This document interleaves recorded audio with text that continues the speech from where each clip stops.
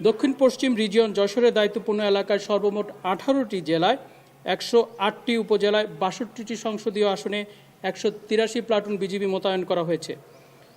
মোতায়েনকৃত BGB সদস্যগণ মোট 93টি অস্থায়ী base ক্যাম্পে এ সকল দায়িত্ব পালন করছে এবং মূলত এই সকল দায়িত্ব পালনে বিজিবি মোবাইল এবং স্ট্রাইকিং ফোর্স হিসেবে দায়িত্ব পালন করবে।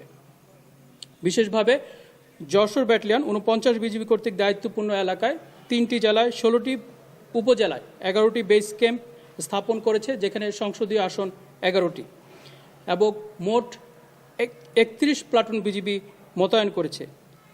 গোপালগঞ্জ জেলার 5টি উপজেলায় 3টি সংসদীয় আসনে 8 প্লাটুন বিজিবি মোতায়েন করা হয়েছে এবং 3টি বেস ক্যাম্প স্থাপন করা হয়েছে। আপনারা অবগত আছেন যে 29 জানুয়ারি 2026 তারিখে যশোর ব্যাটালিয়ন গোপালগঞ্জ জেলায় মোতায়েন হয়েছে। মোতায়েনকৃত বিজিবি সদস্যগণ গোপালগঞ্জ জেলার সকল উপজেলায় ডোমিনেশন টহল, অস্থায়ী চেকপোস্টে নিয়মিত তল্লাশির মাধ্যমে জনগণের আস্থা বৃদ্ধিতে গুরুত্বপূর্ণ ভূমিকা পালন করছে। এছাড়াও দায়িত্বপূর্ণ উপজেলায় ম্যাজিস্ট্রেট সহ সেনাবাহিনী, পুলিশ এবং আনসারের সাথে যৌথভাবে সরকার কর্তৃক অর্পিত নির্বাচনী আচরণ বিধি সংক্রান্ত দায়িত্ব পালন করে যাচ্ছে।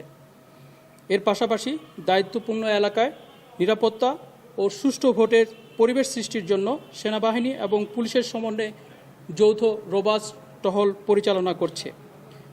উল্লেখ্য, যে কোনো পরিস্থিতিতে পর্যবেক্ষণ এবং সংরক্ষণের জন্য ড্রোন এবং বডিয়ন ক্যামেরা ব্যবহার করা হচ্ছে।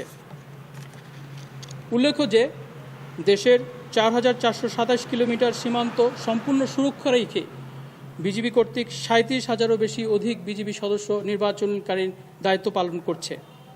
নির্বাচনকালীন যে কোনো জরুরি পরিস্থিতিতে বিজিবি র্যাপিড অ্যাকশন টিম এবং হেলিকপ্টার সহ কুইক রেসপন্স ফোর্সের মাধ্যমে দ্রুত যেন ঘটনাস্থলে পৌঁছতে পারে সে ব্যবস্থা রয়েছে।